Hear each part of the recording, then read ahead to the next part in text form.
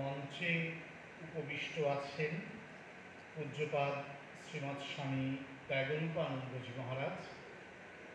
আমাদের রামকৃষ্ণ মঠ মিশনের আজকে যেসব প্রবীণ সন্ন্যাসীরা রামকৃষ্ণ মঠ মিশনের শিক্ষাক্ষেত্রে বিশেষ অবদানের জন্য স্মরণীয়, মহারাজ তাদের একজন। মহারাজজির চরণে আমার ঘনিষ্ঠ প্রণাম নিবেদন করি। উপস্থিত আছেন অধ্যাপক বাসব চৌধুরী। উনি যদিও বললেন যে উনি তেমন কিছু নন, কিন্তু ত্যাগরূপানন্দজি এবং আমি বিশেষ করে আমরা দুজনেই খুব ভালোভাবে জানি যে উনি কী এবং উনি কে। ব্যক্তিগত জীবনে ওনার পড়াশোনার ক্ষেত্রে, বিদ্যায়তনিক চর্চার ক্ষেত্রে উনি একজন অত্যন্ত কৃতবিদ্য বিজ্ঞানের অধ্যাপক, গবেষক এবং প্রশাসনিক ক্ষেত্রে আমাদের আজকের রাজ্যে একজন ব্যতিক্রমী মানুষ। সে খবর যারা রাখেন তারা জানেন এবং বোঝেন। এছাড়া উপস্থিত আছেন আমাদের বিদ্যালয়ের প্রধান শিক্ষক মহারাজ ইষ্টেশানন্দজি, সহপ্রধান শিক্ষক মহারাজ পূজনীয় অনুত্তমানন্দজি, আমাদের মাস্টারমশাই শচীনদা, অন্যান্য শিক্ষক শিক্ষাকর্মীরা এবং অভিভাবক অভিভাবিকাবৃন্দ, আপনাদের সকলকেই যথাযোগ্য স্থানে প্রণাম, নমস্কার, শ্রদ্ধা, শুভেচ্ছা নিবেদন করি। আমরা অত্যন্ত সুন্দর 4টি বক্তৃতা শুনেছি, স্বাগত ভাষণ সহ। নিশ্চয়ই এর মধ্যে মুখ্য যে দুটি বক্তৃতা পূজনীয় ত্যাগরূপানন্দজি এবং শ্রদ্ধেয় অধ্যাপক বাসব চৌধুরী মহাশয়ের, সেটি আপনাদের আমাদের নিঃসন্দেহে দীর্ঘকাল মনে থাকবে। এবং আপনাদের ক্ষেত্রে যেমন আমার মনে হয় আমরা যারা শিক্ষা প্রতিষ্ঠানে সেবা কাজে অংশ নেওয়ার চেষ্টা করি, আমাদের সবার ক্ষেত্রেই এই বক্তৃতা দুটি অমূল্য যে রত্ন, সেটি পথ দেখাবে পাথেয় হিসেবে। সুতরাং অতিরিক্ত বেশি কথা আলোচনার এখানে আজকে আর অবকাশ নেই। আমি শুধুমাত্র 2-1টি কথা নিবেদন করে শেষ করবার চেষ্টা করব। আপনাদের সঙ্গে আমার দেখা হয়েছে বিদ্যার্থী ব্রতের সময়ে। গত 3 বছর ধরে টানা দেখা হয়েছে। 23 সাল, 24 সাল এবং 25 সাল। 23 সালের বিদ্যার্থী ব্রতে আমি ছিলাম না, 24 ও 25-এ দেখা হয়েছে। আর গত 2 বছরের এই 3 বছরেরই এই যে পেরেন্টস রিট্রিট, তাতেও আপনাদের সঙ্গে আমার দেখা হয়েছে। সুতরাং অনেক আলোচনা করার সুযোগ ইতিমধ্যেই হয়েছে, তাই পুনরাবৃত্তির কিছু সম্ভাবনা রয়েছে।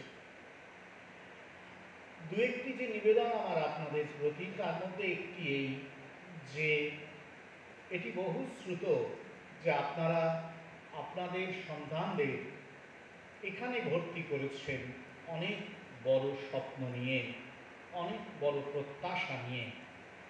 আপনাদের সেই যত্নে লালিত স্বপ্নের প্রত্যাশাকে যথাযোগ্য সম্মান জানিয়েই এই নিবেদনটুকু রাখব যে আপনাদের স্বপ্নের ও প্রত্যাশার চাপ আপনাদের সন্তানের উপর যেন না এসে পড়ে, সেটি অনুগ্রহ করে খেয়াল রাখবেন।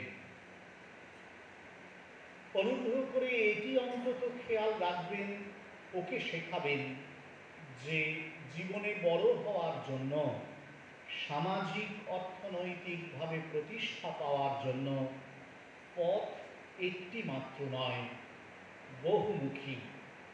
জীবনের যে কোনো ক্ষেত্রে সততা, সাহস, নিষ্ঠা আর অধ্যবসায় থাকলে সে পথ খুঁজে পাওয়া যায়। আপনারা নিজেরা খুঁজে পেয়েছেন, এই কথাটুকু আপনাদের জীবন দিয়েও ওদেরকে দয়া করে বোঝাবার চেষ্টা করবেন। এটুকু নিশ্চয়ই আপনারা ওদের সামনে বোঝাবেন যে জীবনের তৃপ্তি, শান্তি ও সুখ কেবল অর্থের উপার্জনে, সম্পদের সঞ্চয়ে, বাড়ি গাড়ির বিরাট আয়োজনে নয়। সেই শান্তি ও সুখ আসে জীবনের স্থিতিতে, সবাইকে নিয়ে একসঙ্গে থাকার ইচ্ছায়, চেষ্টায়, পারিবারিক সামাজিক সম্পর্কের এক সুন্দর, এক শান্ত অবস্থায়, যে অবস্থা হয়তো আপনারাও অনেকটা পেয়েছেন, অনেকটা হয়তো পাননি।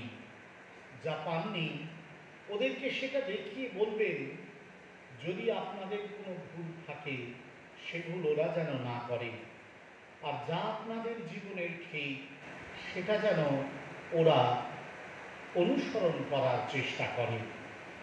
তাহলে দেখবেন একদিন আপনাদের স্বপ্ন অন্যভাবে নিশ্চয়ই সফল হবে। সে সফলতা কেবল সম্পদ, পদ বা খ্যাতিকীর্তির মানদণ্ডে নির্মিত হবে না। সে সফলতা মানুষ হিসেবে আপনার সন্তানের, আপনার জীবনের যে কোনো সময়ে, দুঃসময়ে দাঁড়ানোর মধ্য দিয়ে নির্ধারিত হবে, মান্যতা পাবে। আমার মনে পড়ে, আমি এই রামকৃষ্ণ সংঘে যোগদান করার সৌভাগ্য অর্জন করেছিলাম ভগবানের কৃপায় সারগাছিতে। সেখানে একটি বিদ্যালয় ছিল। সেই বিদ্যালয়ে সেই সময়ে পূজনীয় মহারাজদের নির্দেশে কিছু সেবা কাজ করার জন্য নিয়োজিত হতে হয়েছিল। সেই সময়ের একটি ঘটনা মনে পড়ছে। সেই ঘটনাটি বলেই এই পর্বের বলা শেষ করতে চাই। প্রধান শিক্ষক মহারাজ যে ঘটনা বলেছেন সেরকমই প্রায়, শুধু একটু অন্যরকম। সেই অন্যরকমটাই আপনাদের যেন দৃষ্টি আকর্ষণ করে। আমাদের ওই স্কুলটায় সেই সময় গ্রামের ছেলে এবং অত্যন্ত নিম্নবিত্ত বা একেবারে দরিদ্র অনাথ প্রায় ছেলেরা খুব বেশি সংখ্যায় পড়ত। খুব বেশি মানে খুবই বেশি, 95% বলা যেতে পারে। এবং তাদের বাবা মাদের সবারই স্বপ্ন ছিল যে তাদের সন্তানরা যখন বড় হবে, এই যে আর্থিক দুর্গতি তার থেকে তারা যেন মুক্তি পায়। বাবা মারা তাদের যে খুব বেশি শিক্ষিত হতেন তা নয়, তাদের বেশভূষা কথাবার্তার মধ্যে কোনো নাগরিক পরিমার্জন ছিল না। এমনকি ডাক্তার হবে, ইঞ্জিনিয়ার হবে, অধ্যাপক, বিজ্ঞানী হবে, এমন আশাও তারা করতেন না। ওদের কাছে মানুষ হওয়া বলতে তাদের যা আর্থিক দুর্গতি সেটুকুনি না থাকা, এই পরিচয় আমরা বহুবার পেয়েছি। কিন্তু তার মধ্যেই আমরা বেশ কিছু ভালো ছাত্রকেও পেতাম, যারা পড়াশোনায় ভালো, আর অনেক ছাত্রকে পেতাম যাদের মানসিকতা খুব অসাধারণ। আমি যে ছাত্রটির কথা স্মরণ করছি আজ, সে পড়াশোনাতে যথেষ্ট ভালো ছিল। একটু দূরবর্তী একটি গ্রাম থেকেই আসত, গঙ্গার পাড়ের একটি গ্রাম। বর্ষায় তাদের বাড়ি মাঝে মাঝেই ভেঙে যেত, একটা স্কুলে গিয়ে তাদের থাকতে হতো। বাবা মা দুজনেরই নিজেদের জমি ছিল না, তারা অন্যের জমিতে কাজ করে সামান্য রোজগার করতেন। তাদের দুই সন্তান, বড় ছেলেটি পড়াশোনা করেছিল, খুব একটা ভালো করতে পারেনি, জমি জমা চাষে বাবার সঙ্গে যুক্ত হয়েছিল। এই ছোট ছেলেটি পড়াশোনায় খুব ভালো ছিল।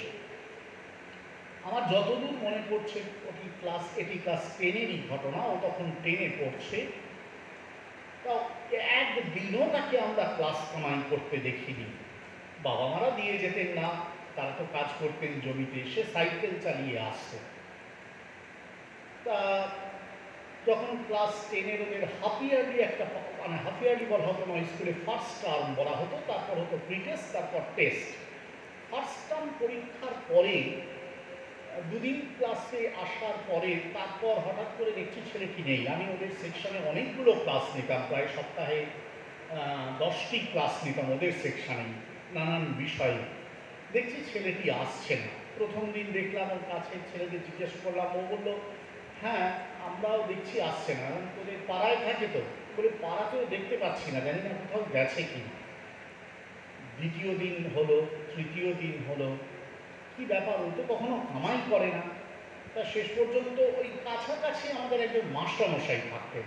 হেডমাস্টার মহারাজকে বলে সেই মাস্টারমশাইকে বলা হলো আপনি একটু যাবেন তো বাড়িতে, প্রায় 3 দিন বা 4 দিন হয়ে গিয়েছিল, একটু খোঁজ নেবেন যে ছেলেটি কেন আসছে না। আর ও স্কুলে আসার জন্য সবসময় একেবারে মুখিয়ে থাকতো, এটাও আমরা জানি। মানে স্কুলে এসে স্কুল করবে, তারপর ওইখানে মাঠে খেলবে, খেলে সন্ধ্যেবেলা সে হাত পা ধুয়ে বাড়ি যেত, তারপর পড়াশোনা করতো। পড়াশোনা তো যথেষ্ট ভালো, খুবই ভালো ছিল, মানে ও ক্লাসে 2nd 3rd এরকম হতো। তা যাই হোক, মাস্টারমশাই পরের দিন একেবারে বাবা মা সমেত ছেলেটিকে নিয়ে এসে হাজির সকালবেলা স্কুলে। তা হেড স্যার মহারাজ আমাকে, আমাদের যিনি সহপ্রধান শিক্ষক মহাশয় ছিলেন তিনি, এবং ওদের স্কুলে ক্লাস টিচার সিস্টেম থাকে, সেই ক্লাস টিচার এই 3 জনকে বললেন তোমরা একটু কথা বলো, এটা একটু ভালো করে দেখো কেন হঠাৎ করে এরকম হলো, তো কখনো কামাই করে না, ছেলেটি চুপচাপ। তা আমরা প্রথমে ছেলেকে জিজ্ঞেস করলাম, সে কোনো কথা বলছে না, চুপচাপ দাঁড়িয়ে আছে মাথা নিচু করে। তা বাবা মাকে বললাম, তা বাবা বললেন যে আমরাই ওকে আসতে দিইনি স্কুলে, আমরা বলেছি 7 দিন তুমি স্কুলে যেতে পারবে না। অবাক হয়ে গেলাম, তিনি হঠাৎ করে আপনি কেন এরকম বলেছেন? বলেছেন তখন বাবা বলছেন বলবো না, ও এই যেদিন শেষ দিন স্কুলে গিয়েছিল, সেদিন স্কুলে এসেছিল, সেদিন এখানে মাঠে খেলে প্রতিদিন তো বাড়িতে যায়, বাড়িতে গিয়ে সন্ধেবেলা ওই একটু আমাদের তুলসী মঞ্চ আছে, সেখানে ধূপ টুপ দেখিয়েও পড়তে বসে যায়। সেদিনকে ওর বাড়ি ঢুকতে প্রায় 30 মিনিট দেরি হয়েছিল। তা আমরা জিজ্ঞেস করলাম কি হয়েছে, দেরি করলি কেন? সে উত্তর দিল যে খেলে আসতে দেরি হয়ে গেছে। তা আমরা কিছুই বলিনি, ঠিক আছে হতে পারে। তা পড়তে বসে গেল। তারপর